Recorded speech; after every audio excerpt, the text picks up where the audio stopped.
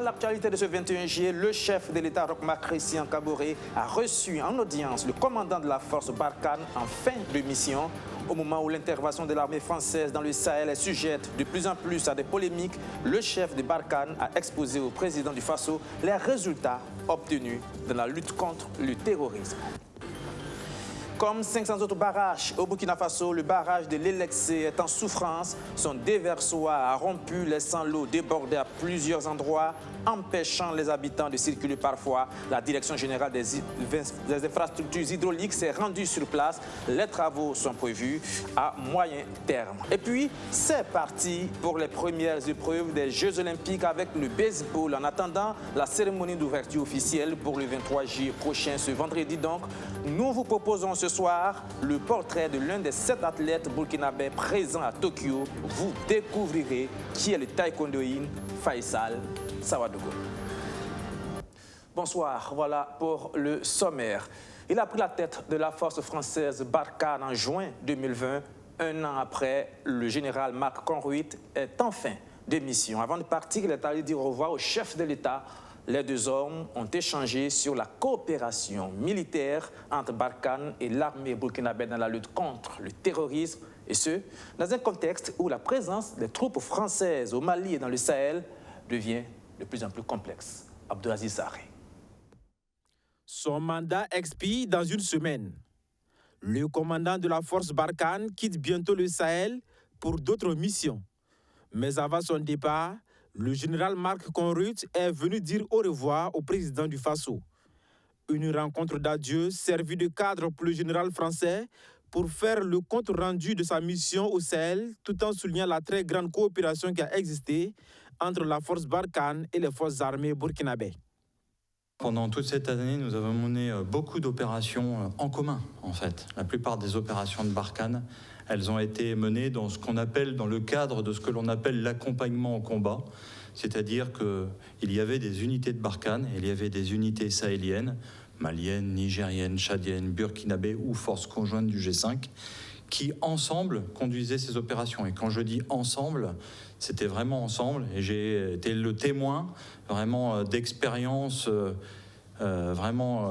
qu'il faudrait d'ailleurs peut-être un peu mieux souligner, mais qui montrait comment l'intégration entre forces Barkhane et forces africaines était forte et a permis de produire des résultats sur les adversaires très importants. À en croire le commandant de la force Barkhane, les forces armées du Sahel en général et du Burkina Faso en particulier sont capables aujourd'hui de s'opposer aux groupes armés terroristes. En tout cas, c'est ce que j'ai vu de ces 12 derniers mois. Les forces armées du Sahel, de façon générale, continuent de monter en gamme, sont montées en gamme. Aujourd'hui, sont tout à fait capables de s'opposer et de porter des coups aux groupes armés terroristes. Et Barkhane va continuer, ou le successeur de Barkhane, va continuer dans ce sens à accompagner les forces armées sahéliennes dans cette perspective. C'est en juillet 2020 que le général Marc Conruit a été porté à la tête de la force Barkhane au Sahel en remplacement du général Pascal Facon. Tout en saluant les efforts qu'il a fournis dans la lutte contre l'insécurité au Sahel, le président du Faso lui souhaite bonne suite de carrière. Tout autre chose avec cette question. Comment désamorcer la bombe foncière avant qu'elle n'explose?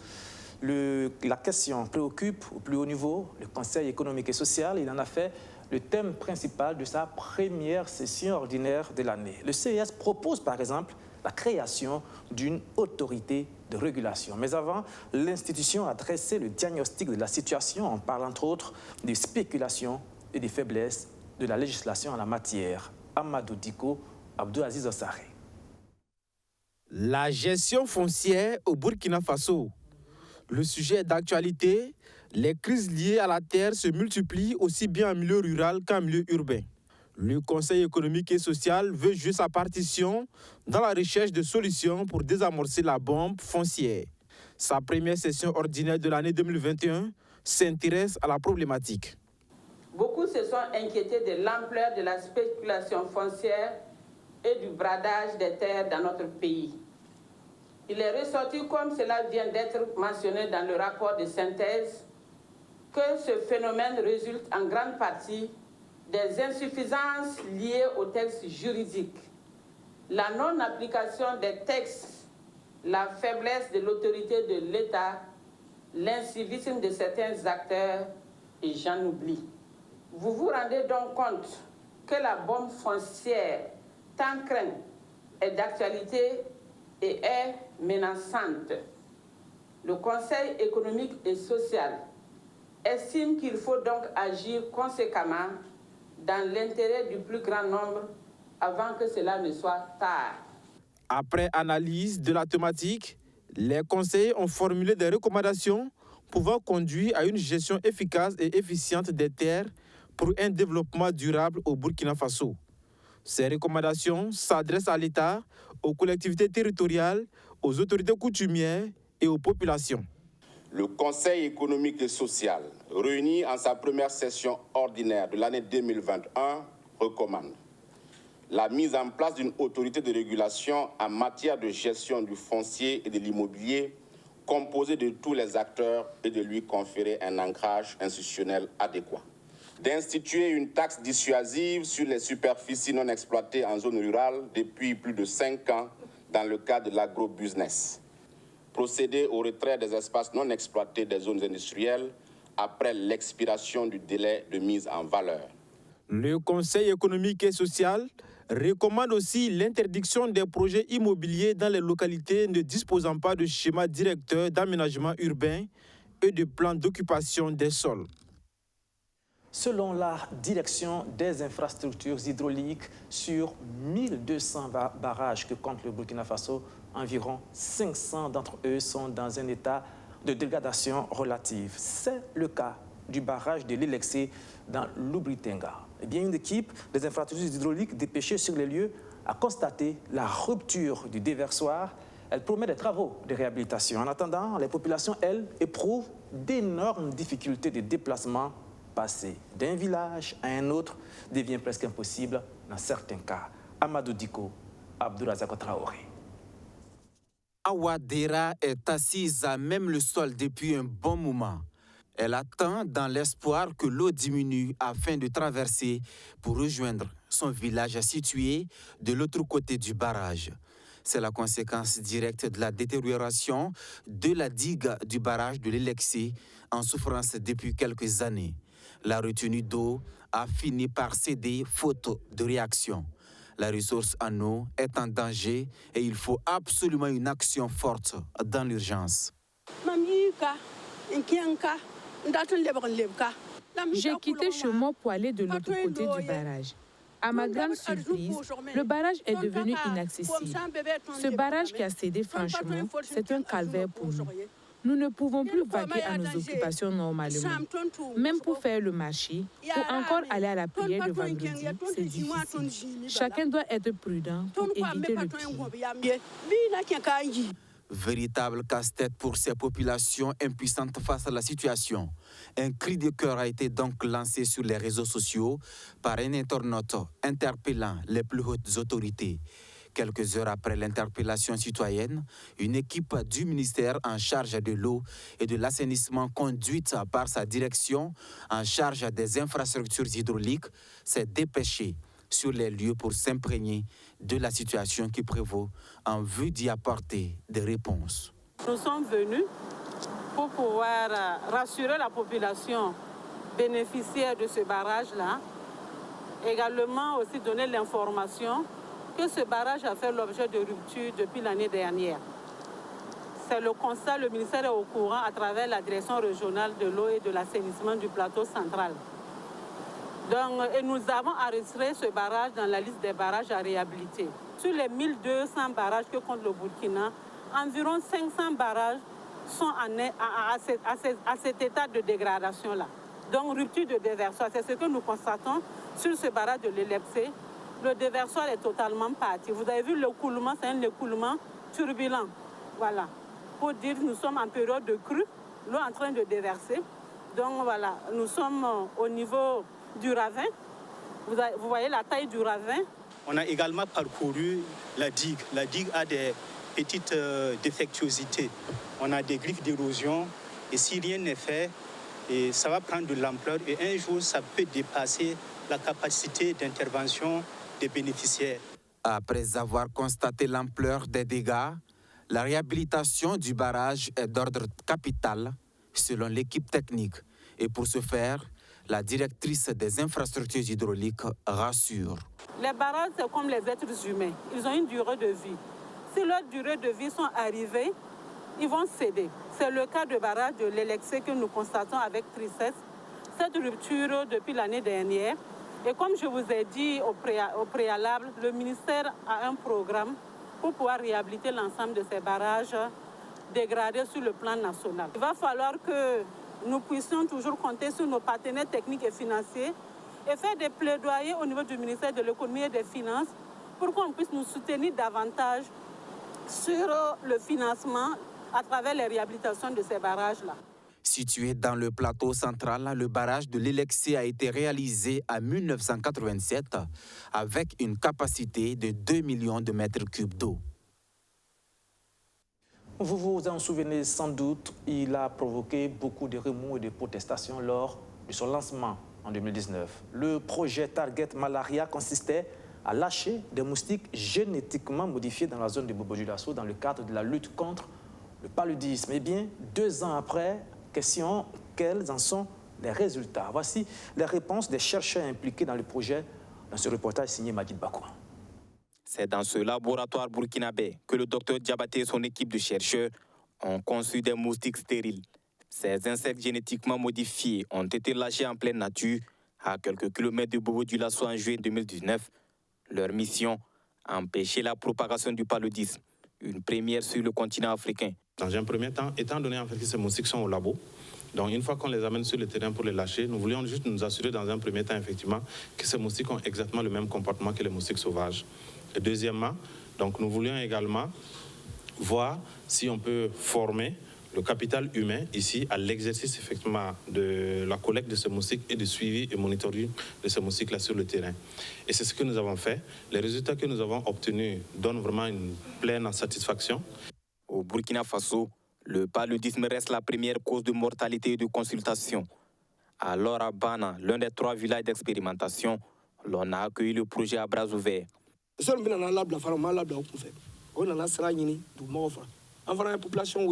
Avant de lâcher le moustique, l'équipe de Target Malaria a échangé avec nous et nous avons donné notre accord. Le jour du lâcher, nous étions tous là.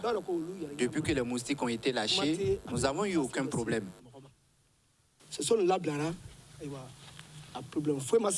Les moustiques ont été lâchés et systématiquement tous les jours, nous étions sur le terrain et avec les communautés villageoises justement aussi pour faire les collectes parce qu'effectivement il y avait un comité qui avait été mis en place par le village lui-même qui puisse suivre toutes ces activités et qui puisse reporter après au village, aux communautés villageoises.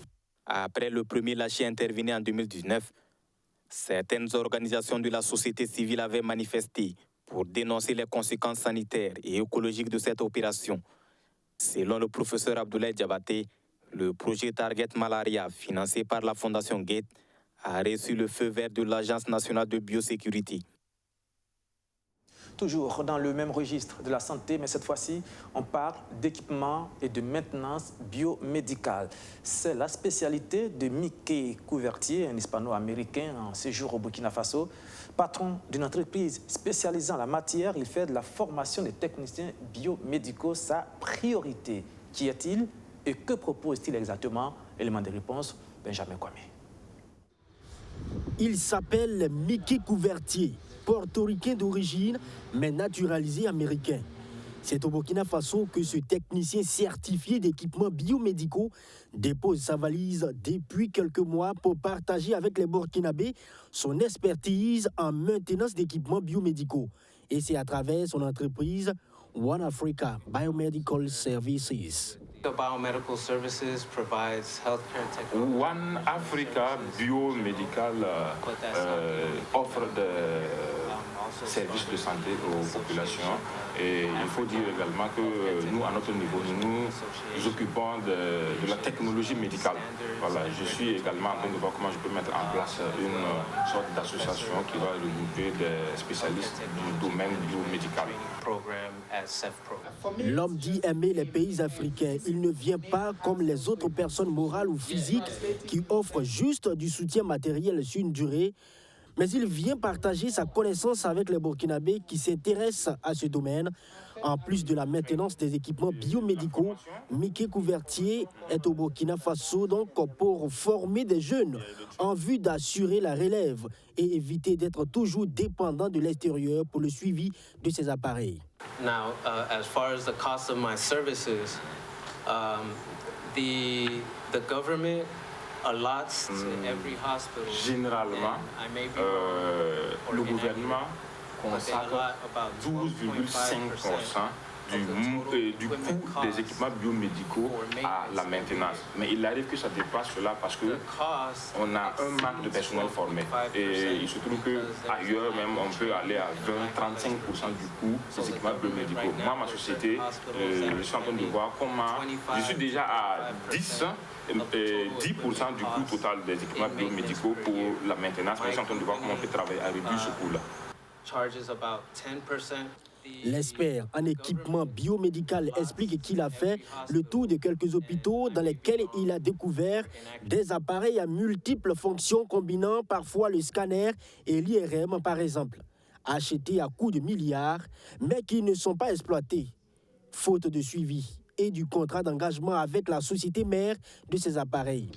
Il faut ainsi changer la donne avec ces jeunes qui seront formés de concert avec une structure locale appelée CF Pro. Quand vous dépensez les 1 à 3 millions pour un équipement neuf là, vous pouvez vous retrouver avec une machine avec une garantie d'1 année par exemple. Et après maintenant la garantie là, pour recruter quelqu'un qui va faire la maintenance de l'appareil, je trouve que cela va coûter encore plus cher que si on a des gens qui peuvent intervenir localement.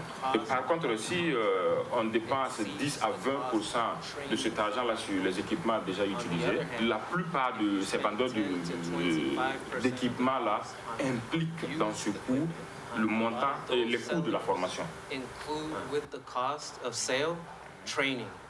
C'est donc une formation de 16 mois qu'il donnera à la population burkinabé. Mickey Couvertier indique que cette action est d'abord sociale. Il a vécu longtemps au pays de l'oncle Sam. À son arrivée au Burkina Faso, grâce à Beau Fondation, le PDG de One Africa Biomedical Services dit avoir fait le constat que beaucoup reste à faire dans le secteur de la santé. C'est pourquoi, avec ses amis restés dans l'Hexagone, il a pris cet engagement. D'ailleurs, pour cette formation, il n'a pas fixé de prix encore. Et ses prestations dans les hôpitaux sont parfois gratuites, mais aussi moins coûteuses quand il doit facturer. Pour l'instant, c'est difficile de déterminer un prix pour mes prestations et ma formation, puisque nous sommes en collaboration avec CF Pro pour la formation. Voilà.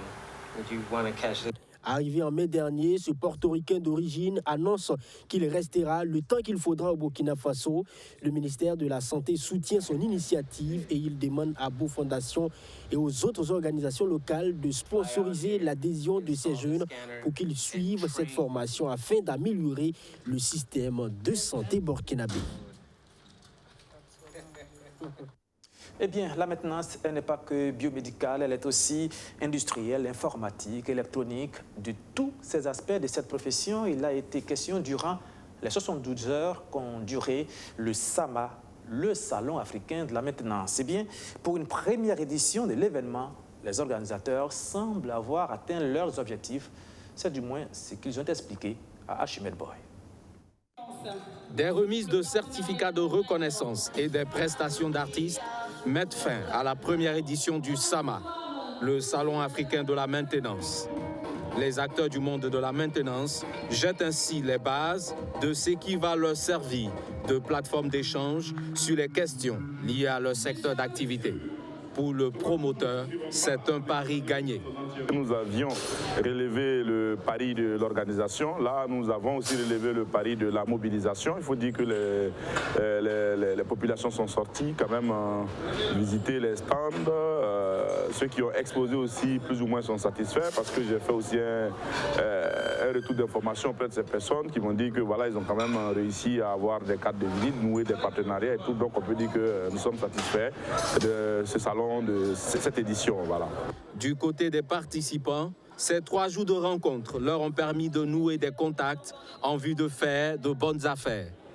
Le SAMA est un tremplin pour nous, les des maintenanciers, car la maintenance est une chose primordiale pour toute chose. Car toute chose sans maintenance, ça amortit vite. Et avec une bonne maintenance, on a une longue durée et c'est très important.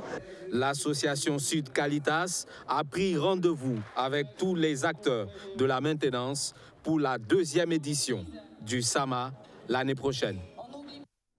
Allez, un peu de culture dans ce journal. Le Grand Prix national des arts sculpture 2021 a dévoilé son palmarès. Il faut dire que les sculpteurs ont rivalisé en termes de créativité, de forme, de contours, de courbes, avec des messages parfois subliminaux. Eh bien, le premier prix a été remporté par Takite Kambou, qui rebelote après 2013. Amadou Diko, Archimède Boy.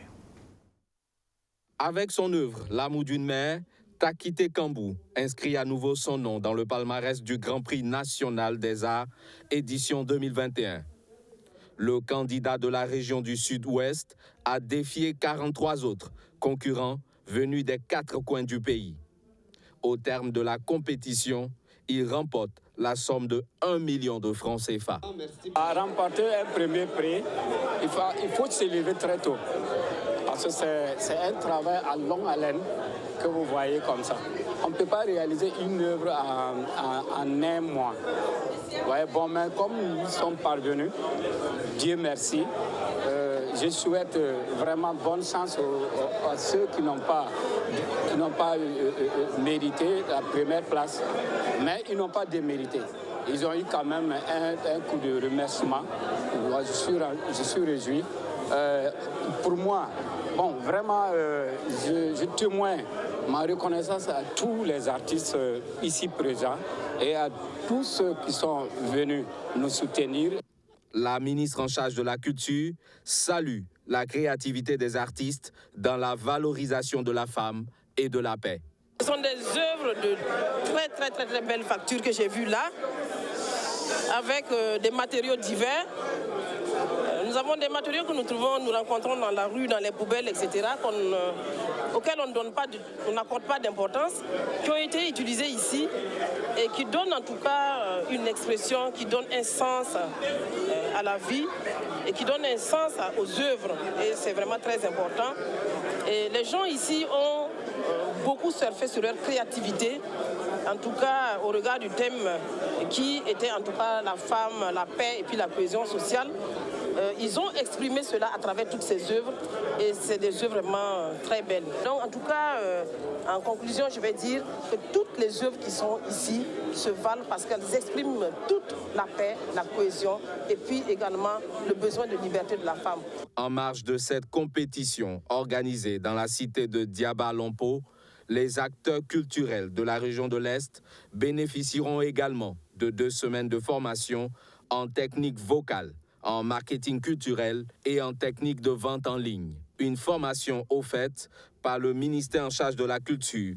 Il faut dire que c'est le choix et la demande d'ailleurs exprimée par ces différents acteurs-là d'avoir un certain nombre de formations, notamment donc celles qui ont été déclinées ici, à savoir donc le marketing, la vente en ligne, différentes formations qui leur permettent de faire des plans d'affaires, etc., pour pouvoir en tout cas être mieux compétitifs. Parce que nous savons aujourd'hui qu'il est très important pour les différents acteurs de maîtriser un certain nombre de choses, de maîtriser en tout cas la clientèle, d'être très performant et de pouvoir vendre en tout cas des choses de qualité à l'endroit donc de ces clients-là. En plus de la formation des acteurs culturels, Élise Ilboudo Tiombiano a aussi procédé à l'inauguration du rond-point de la cohésion sociale. Un joyau qui symbolise la nécessité du vivre ensemble entre les fils et les filles de l'Est. Sport maintenant. En attendant la cérémonie officielle d'ouverture des Jeux Olympiques de Tokyo prévue pour le 23 juillet prochain, c'est-à-dire dans 48 heures, des épreuves ont déjà débuté ce mercredi avec le baseball. Les athlètes burkinabés, eux, entameront la compétition dans quelques jours. Ils sont au nombre de 7 qui ont la lourde charge de faire flotter le drapeau du Burkina sur la plus haute marche. Parmi eux, Faisal Sawadogo, le taekwondoïne, peut-être un espoir de médaille pour le Burkina Faso. Son portrait signé Madizongo, Arsène Konitamde. Faisal Sawadogo va défendre les couleurs du Burkina en taekwondo aux Jeux olympiques qui s'ouvrent vendredi à Tokyo au Japon. Invité du comité international olympique, il a eu très tôt l'amour pour cet art martial. C'est un élément qui a commencé à s'entraîner à l'AS Onatel. AS Onatel Siao, parce que c'est un démembrement du club AS Onatel, qui a grandi dans les taekwondo parce qu'il a commencé tout jeune. Et on a vu ses qualités, on l'a suivi, jusqu'à ce qu'il devienne junior, qu'il soit champion junior, qu'il soit champion senior ensuite. Grâce à ses bonnes performances au niveau national, il est bénéficiaire d'une bourse olympique pour mieux se préparer en Allemagne. En plus de ses qualités techniques, Faisal Sawadougou a surtout la rage de vaincre. C'est un enfant, quand il combat, il est déterminant. Et on sent la joie dans ses combats. C'est aussi une des qualités du bon combattant. C'est quelqu'un qui est très souple et en plus, il est très discipliné. C'est un combattant teigneux. Et pour toutes ces raisons, je crois que s'il garde ses qualités et s'il persévère ainsi jusqu'aux Jeux olympiques, il peut être une satisfaction pour les Burkina. Évoluant dans la catégorie des 81 kg, Tokyo ne sera pas une balade de santé pour l'ancien combattant de l'AS Onabel. C'est une catégorie difficile. Il a des adversaires tenaces. Il est troisième de sa catégorie sur le plan africain. Un Égyptien, un Marocain, et après c'est lui. Mais quand même, il est arrivé à se maintenir à ce niveau par son travail et par vraiment une assiduité à l'entraînement. Malgré l'adversité qui s'annonce, Faisal Sawadougou peut se faire couronner roi dans l'Empire nippon. Faisal Sawadougou peut être une surprise. Comme je dis souvent, il ne faut pas regarder à ceux qui sont devant vous, il faut regarder à votre capacité de combattre. On peut penser que, vu ceux qui sont devant lui, vu vraiment la qualité des gens qui sont dans sa catégorie, ça va être difficile. Mais moi, j'ai toujours cru qu'en matière de sport, il y a toujours des surprises. Donc je crois que Faisal Sawadougou, il peut créer la surprise. Art martial d'origine sud-coréenne, le taekwondo est sport olympique depuis l'an 2000. Et pour terminer, vous le savez, hier, les fidèles musulmans ont célébré la Tabaski, une occasion de partage qu'a saisi l'Association pour la bienveillance humanitaire avec, vous allez le voir, ce geste très symbolique de solidarité envers plusieurs personnes aux revenus modestes. Sandrine Zougouri. Un sourire, une immense joie pour Mamounata Ouedraogo qui vient de recevoir un gigot de bœuf. De quoi agrémenter sa sauce pour la fête de Tabaski. Grâce à ce don de l'ABH, l'Association pour la bienveillance humanitaire, elle pourra fêter comme les autres femmes. Je suis très heureuse car ma fête sera belle. Grâce à l'ABH, nous pourrons nous aussi ressembler aux autres. Avec cette viande, ma sauce sera très bonne et nous remercions l'ABH pour ce geste de solidarité. Mamounata Ouedraogo n'est pas la seule. D'autres personnes ont reçu chacune des cartons de viande. Elles étaient plus d'une centaine de personnes à bénéficier de ce élan de générosité de l'ABH. L'action que la structure qui vient d'offrir pas mal de viande à beaucoup de gens et qui n'arrivent pas à bien fêter eux aussi chez eux. Bon, c'est une occasion qu'eux aussi offrent à tous ceux qui n'en ont pas de pouvoir fêter comme les autres, et surtout le jour de la fête de Tabaski. Cette distribution de viande aux personnes vulnérables durant la Tabaski permet à l'association non seulement de se rapprocher plus de la population, mais aussi d'offrir une fête inoubliable à ces personnes. L'activité de ce matin s'inscrit dans le cadre de nos activités que nous avons déjà l'habitude de faire chaque année, précisément la Tabaski. Le partage, un bœuf est prévu pour 20 personnes. Le mouton est partagé en 4 personnes. À noter que tous les animaux tués ont préalablement été examinés par des vétérinaires. Pour cette activité, plus de 140 bœufs ont été immolés grâce au soutien du Croissant Rouge des Émirats Arabes Unis. Une activité qui s'élève à plus de 28 millions de francs CFA. Et c'est ici que s'arrête ce journal. Merci de l'avoir suivi et merci encore une fois de votre fidélité. Renouvelez rendez-vous à la même heure, ici même, 19h30. Bonsoir. Au revoir.